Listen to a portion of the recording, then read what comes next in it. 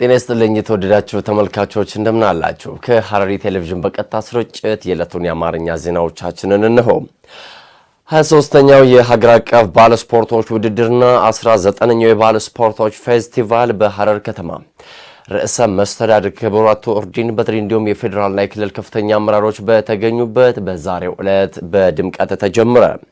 በመርሃ ግብራይም የርዕሰ መስተዳድር አቶ ኦርዲን በድሪ ውድድሩና ፌስቲቫሉ ፈጣን እድገት ላይ በመትገኘው ሐረር ከተማ ላይ መከበሩና ከሸዋሊድ አከባበር ጋር መገጣጠሙ ልዩ እንደሚያደርገው ተናግረዋል። ለፋሚ ዚያድ ዘገባ አዩብ ካዛሊ። 23ኛው ሀገር አቀፍ የባህል ስፖርቶች ውድድርና 19ኛው የባህል ስፖርቶች ፌስቲቫል በሐረር ከተማ በዛሬው ዕለት ተጀምሯል። በውድድሩና ፌስቲቫሉ ላይ በክብር እንግድነት የተገኙት የሐረሪ ክልል ርዕሰ መስተዳድር አቶ ኦርዲን በድሪ በሀገራችን ኢትዮጵያ የራሳቸውን የሆነ ማንነት ያላቸው ብሔር ብሔረሰቦች እንደመኖራቸው የባህል ስፖርቶች ውድድርና ፌስቲቫል ደግሞ ሀገራዊ እሴት መገለጫዎች የሚንጸባረቅበት መሆኑን አመላክተዋል። ውድድሩና ፌስቲቫሉ በፈጣን እድገት ላይ በምትገኘው ሐረር ከተማ ላይ መከበሩና ከሸዋሊድ አከባበር ጋር መገጣጠሙ ልዩ ያደርገዋል ብለዋል። ከሁሉም ክልሎችና ከተማ መስተዳደር ሐረር ከተማ የታደሙ እንግዶች የሐረርን የልማት ስራዎችና ዓለም አቀፍ ቅርሶችን በመጎብኘት በቆይታቸው እንዲደሰቱም ጥሪ አስተላልፈዋል። የባህልና ስፖርት ሚኒስቴር የስፖርት ልማት ዘርፍ ሚኒስትር ዴኤታ አቶ መኪዬ መሐመድ ውድድሩንና ፌስቲቫሉን አስመልክቶ ባስተላለፉት መልእክት የባህል ስፖርት ለዘመናዊ ስፖርት መሰረት የሆነ ወንድማማችነትና እህትማማችነትን ከማጎልበት አልፎ የማንነት ማንጸባረቂያ ለህብረ ብሔራዊነት መገለጫ ዋነኛ መሳሪያ እንደሆነ አመላክተዋል። ሚኒስትር ዴኤታው ባህልና ስፖርት ማህበራዊ ኢኮኖሚያዊና ፖለቲካዊ አምባሳደርነት ዋነኛ ሚና እንዳላቸውም ተናግረዋል። በኢትዮጵያ በጥናት የተመዘገቡ 293 ባህላዊ ጨዋታዎች ቢኖሩም ስራ ላይ ያሉት ከ11 እንደማይበልጥ አስታውሰዋል። ሚኒስትር ዴኤታው አክለውም በቀጣይ የባህል ስፖርቶችን ወደ መደበኛ ስፖርት ለማምጣት ከፍተኛ ጥረት እንደሚደረግም አስታውሰዋል። ሀገር አቀፍ የባህል ስፖርቶች ውድድርና የባህል ስፖርቶች ፌስቲቫሉ አዲሱ የስፖርት ፖሊሲ ከጸደቀ በኋላ የሚካሄድ በመሆኑ ለየት እንደሚያደርገውም አስታውቋል። መንግስት ለስፖርት ልማት በሰጠው ልዩ ትኩረት አዲሱ የስፖርት ፖሊሲ የባህል ስፖርቶችን ከባለፉት ዓመታት ለየት ባለ መልኩ ለማልማት ያካተተ እንደሆነም ጠቁመዋል። ሀገራዊ ሁነቱ የሀገራችንን ህብረ ብሔራዊ አንድነት፣ ብዝሃነትና አብሮነት ለመላው ዓለም የሚተዋወቅበት እንደሆነም በመግለጫው ተመላክቷል። የባህል ስፖርት ፌዴሬሽን ፕሬዝዳንት ወይዘሮ ህይወት መሐመድ በበኩላቸው ውድድሩና ፌስቲቫሉ ህብረተሰቡን በባህል ስፖርት ተሳታፊና ተጠቃሚ ከማድረግም ባሻገር ባህልና ስፖርት በህብረተሰቡ ዘንድ እንዲስፋፋና እንዲለማ ለማድረግ ያለመ እንደሆነ ገልጸዋል።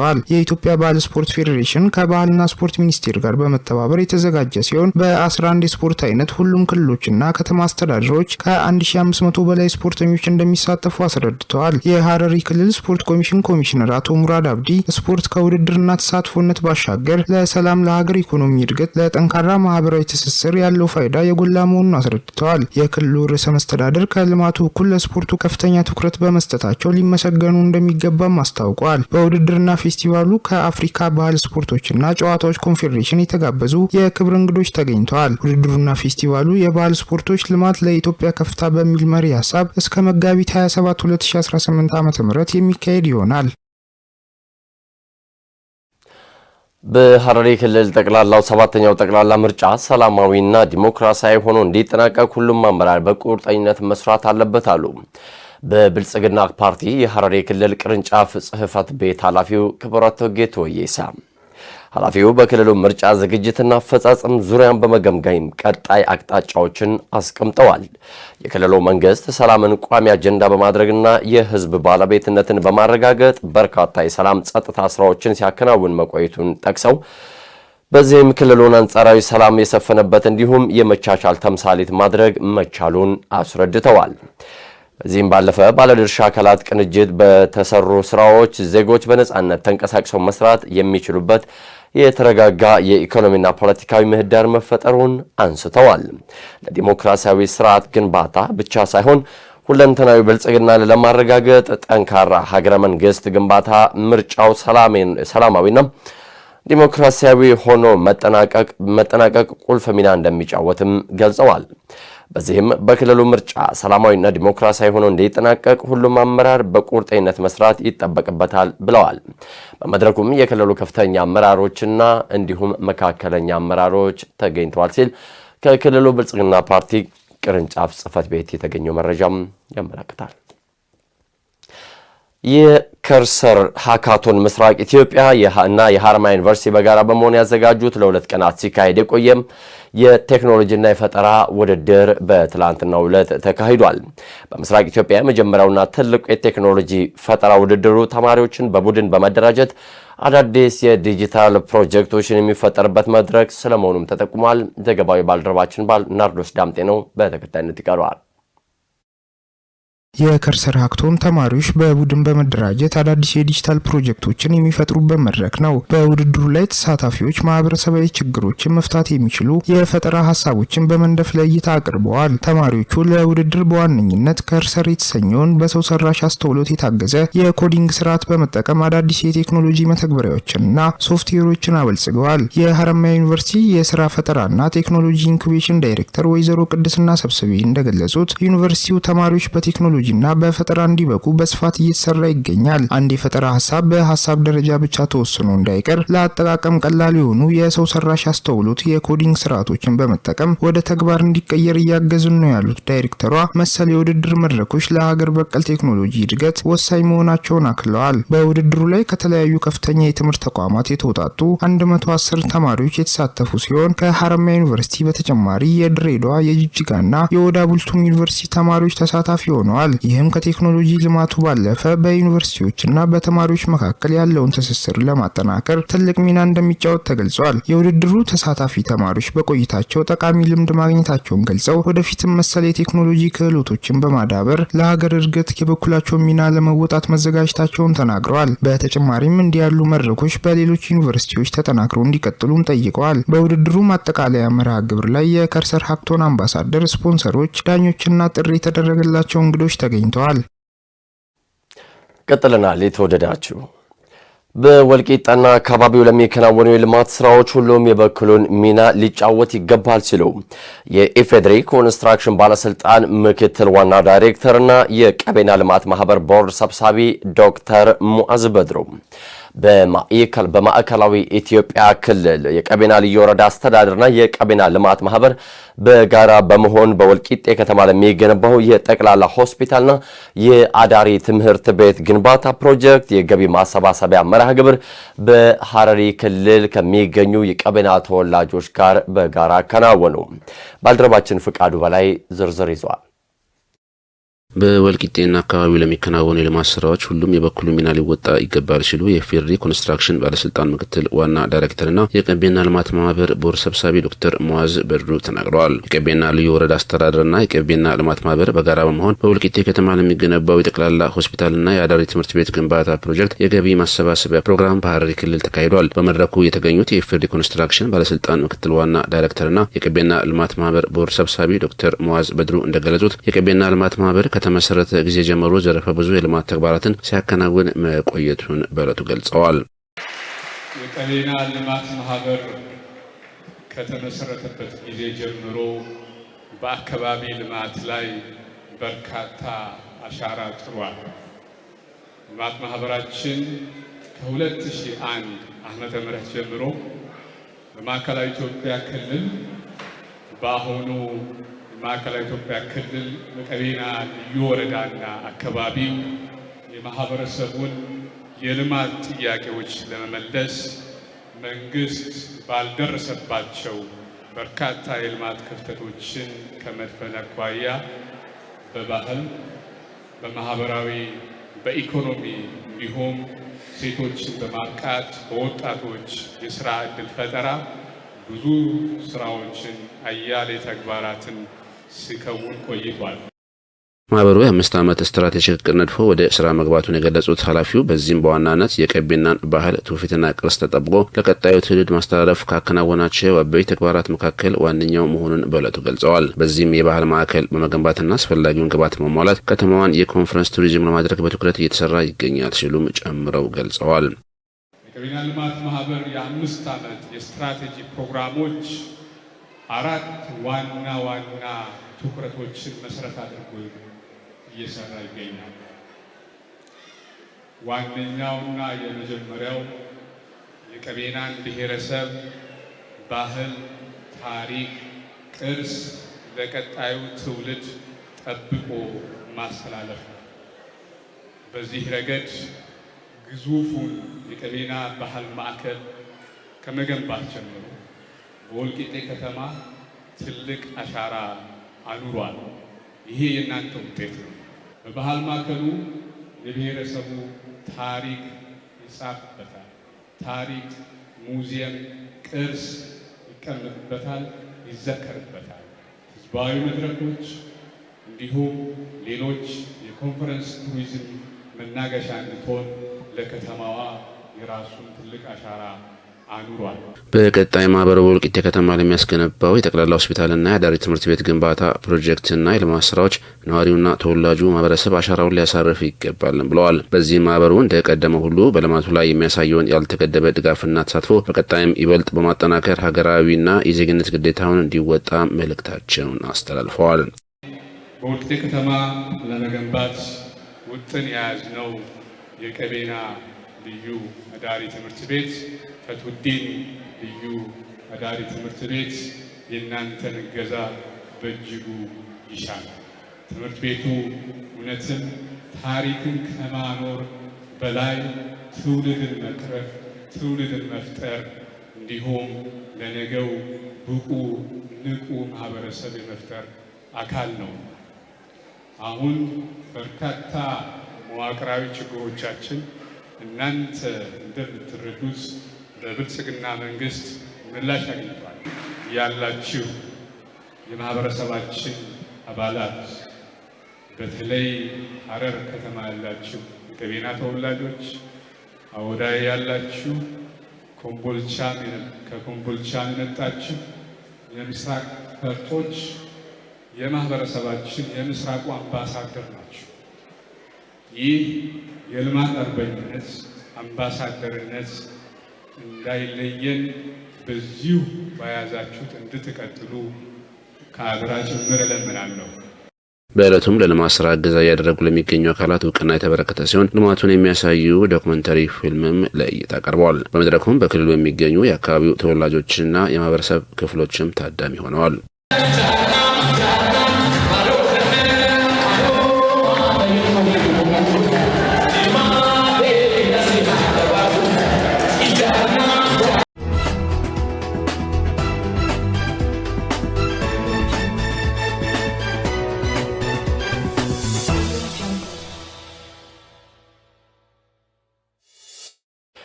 የተወደዳችሁ ተመልካቾች አሁን ደግሞ ከሀገር አቀፍ ምንጮች ወዳገኘናቸው ወሬዎቻችን አልፈናል።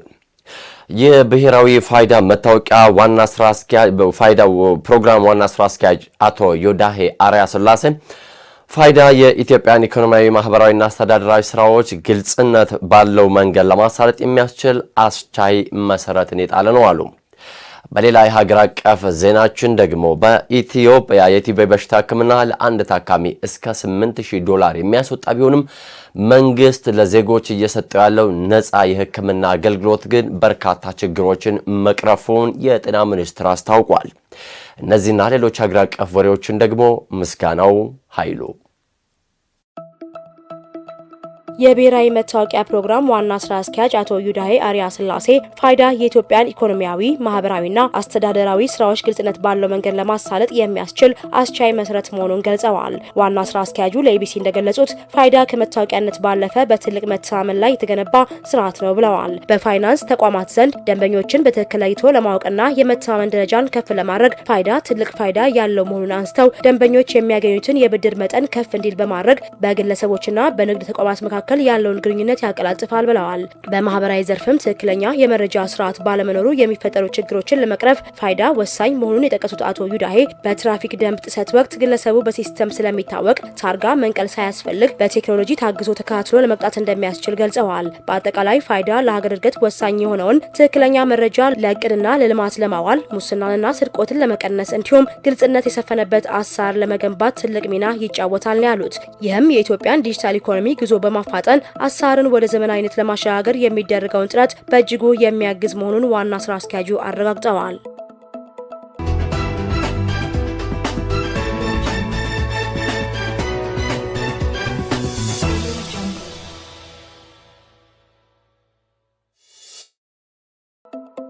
በኢትዮጵያ የቲቢ በሽታ ሕክምና ለአንድ ታካሚ እስከ $8000 ወጪ የሚጠይቅ ቢሆንም መንግስት ለዜጎች ሙሉ በሙሉ በነጻ እየሰጠ መሆኑን የጤና ሚኒስቴር አስታውቋል። የቲቢ በሽታ በአሁኑ ወቅት በዓለም አቀፍ ደረጃ ገዳይ ከተባሉ በሽታዎች መካከል አንዱ ሲሆን ኢትዮጵያም የበሽታው ጫና ካለባቸው 30 ሀገራት ተርታ እንደምትገኝ በጤና ሚኒስቴር የቲቢ የስጋ ደዌና ሌሎች የሳንባ በሽታዎች መከላከልና መቋጠር ዴስክ ኃላፊ አቶ ታዬ ለታ ለኢትዮጵያ ፕሬስ ድርጅት ገልጸዋል። በሀገሪቱ በየዓመቱ ከ186000 በላይ ሰዎች በበሽታው እንደሚያዙና በቀን በአማካኝ የ53 ሰዎች ህይወት እንደሚያልፍ አስታውቀዋል። የቲቢ ሕክምና ከፍተኛ ወጪ የሚጠይቅ ቢሆንም በሀገሪቱ በነጻ እንደሚሰጥ ያነሱት ኃላፊው መድኃኒት ላልተላመደ ቲቢ ለአንድ ሰው እስከ $6000፣ መድኃኒት ለተላመደ ደግሞ እስከ $8000 ወጪ እንደሚደረግ አብራርተዋል። በሽታው ተላላፊ ቢሆንም በቂ ጥንቃቄ ከተደረገና ሕክምናውን በአግባቡ መከታተል ከተቻለ ሙሉ በሙሉ መዳን እንደሚቻልም አስገንዝበዋል። በአሁኑ ወቅት ዲጂታል ኤክስሬ ወደ ስራ የገባ ሲሆን ቀደም ሲል እድሜያቸው ከ15 በታች ለሆኑ ህጻናት ብቻ ይሰጥ የነበረው የቅድመ መከላከል መድኃኒት ለሁሉም የቤተሰብ አባላት መሰጠት መጀመሩንም አስረድተዋል።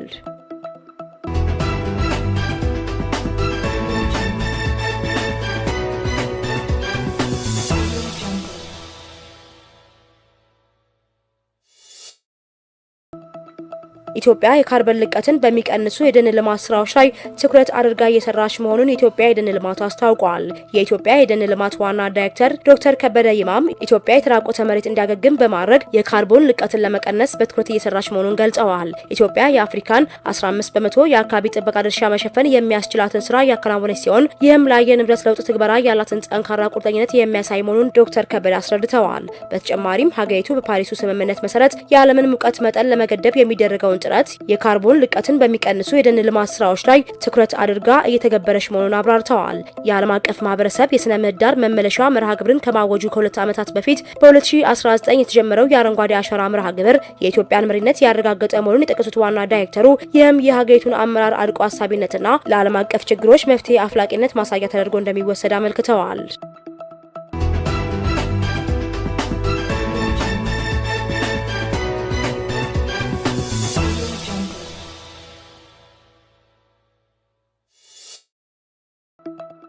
ፊቼ ጨምበላላ የፍቅር የአዲስ ተስፋና የመተሳሰብ መገለጫ በዓል መሆኑን የባህልና ስፖርት ሚኒስትር ዴኤታ ረዳት ፕሮፌሰር ነብዩ ባዬ ገልጸዋል። በተባበሩት መንግስታት የትምህርት የሳይንስና የባህል ድርጅት ዩኔስኮ በማይዳሰሱ ቅርሶች የተመዘገበው የሲዳማ ዘመን መለወጫ በዓል ፊቼ ጨምበላላ በአዲስ አበባ ወዳጅነት አደባባይ ተከብሯል።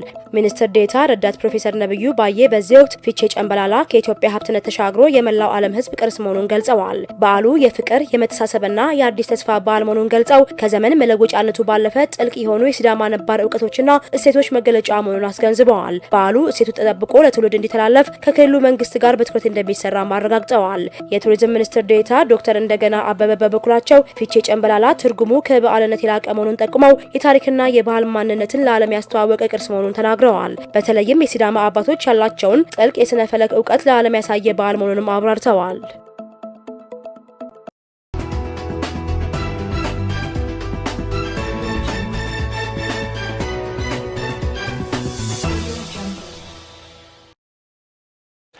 የውጭ ዜና የአሜሪካ የጦር መርከብና ወታደሮች ቅዳሜ ዕለት መካከለኛው ምስራቅ መድረሳቸው ተነገረ። አንድ የኢራን ከፍተኛ ባለስልጣን ጠላታችን በይፋ ስለ ድርድር እየተናገረ ነገር ግን በሚስጥር የእግረኛ ሰራዊቱ ጥቃት ለመፈጸም እያሴረ ነው ሲሉ ከሰዋል። ዘገባው የቢቢሲ ነው፣ በተከታይነት ይቀርባል።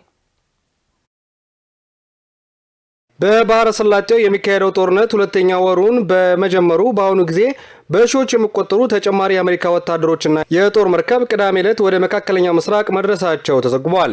በኢራን ላይ የሚካሄደው ጦርነት ለማቆም ድርድር ይደረጋል እየተባለ ባለበት በአሁኑ ጊዜ ተጨማሪ ወታደሮች ወደ አካባቢው መድረሳቸው ያለውን ስጋት ያባብሰዋል ተብሎም ተሰግቷል። ዋሽንግተን ፖስት ጋዜጣ ቀደም ሲል እንደዘገበው የአሜሪካ መከላከያ ሚኒስቴር በኢራን ውስጥ ለሳምንታት ለሚደረግ የእግረኛ ዘመቻ እየተዘጋጀ ነው። ነገር ግን ፕሬዚዳንት ትራምፕ ለእቅዱ ይሁንታቸውን መግለጻቸው አልታወቀም። ወደ ቀጠናው አሁን መድረሳቸው ከተነገረው ወታደሮች በተጨማሪ ዩኤስ ትሪቡን የተባለው የጦር መርከብ ወደ መካከለኛው ምስራቅ መድረሷን የአሜሪካ ማዕከላዊ ዕዝ አስታውቋል። እዙ በማህበራዊ ሚዲያ ገጹ ባሰራጨው መረጃ ላይ መርከቧ 3500 የሚሆኑ መርከበኞችና የባህር ኃይል ወታደሮች እንዲሁም የትራንስፖርትና የውጊያ አውሮፕላኖችን ይዛለች። ከዚህ ጋር በተያያዘም በኢራን መንግስት ውስጥ በአሁኑ ጊዜ ከፍተኛ ተጽዕኖ ካላቸው ፖለቲከኞች መካከል አንዱ የሆኑት የአገሪቱ ፓርላማ አፈ ጉባኤ አሜሪካ የምድር ጥቃት ለመክፈት እየተዘጋጀች ነው ሲሉም ከሰዋል። አፈጉባኤው መሐመድ ባግሄር ጋሊባፍ በኢራን ላይ የተከፈተው ጦርነት አንደኛ ወር በማስመልከት መንግስታዊ ኢርና የዜና አገልግሎትን ጨምሮ የሀገሪቱ መገናኛ ብዙሃን ላይ በቀረበው መልእክት ላይ ነው ይህንን ያሉት። አፈጉባኤው እንዳሉትም ጠላታችን በይፋ ስለ ድርድር እየተናገረ በሚስጥር የእግረኛ ሰራዊት ጥቃት ለመፈጸም እያሴረ ነው ሲሉም ከሰዋል። ጨምሮም አሜሪካ ድርድር በማለት ያቀረበችው ባለ 15 ነጥብ የድርድር ነጥብን በጦርነት ልታሳካው ያልቻለቻቸውን ፍላጎቷ ናቸው በማለትም ተችተዋል። አፈጉባኤው ጋሊፍ በእግረኛ ወታደሮች የምድር ላይ ጥቃት የሚከፈት ከሆነ የኢራን ኃይሎች የአሜሪካ ወታደሮች መሬታችንን ሲረግጡ እሳት ሊያዘንቡባቸው እየተጠበቀ ነው ብለዋል። ትራምፕ በተደጋጋሚም ያቀረቡትን የኢራን እጅ መስጠት በተመለከተ አፈጉባኤው በአረብኛ ቋንቋ አገራቸው ምላሽ ግልጽ ነው በማለት ውርደትን እንደማይቀበሉ ገልጸዋል። አንዳንድ ያልተረጋገጡ ዘገባዎች እንደሚሉትም የትራምፕ አስተዳደር ጋሊፍ ቀጣይ የሀገሪቱ መሪ ሊሆን ይችላሉ ተብሎም ያምናል። የተወደዳችሁ ተመልካቾቻችን ከሐረሪ ቴሌቪዥን በቀጥታ ስርጭት ወደ እናንተ የደረሱት የዕለቱ የአማርኛ ዜና ወጃችን እዚህ ላይ አበቁ። ከመላው ስርጭት ባለሙያዎች ጋር ሲሳይ ዘሪሁን ወሬዎቹን መራው። ጤና ይስጥልኝ።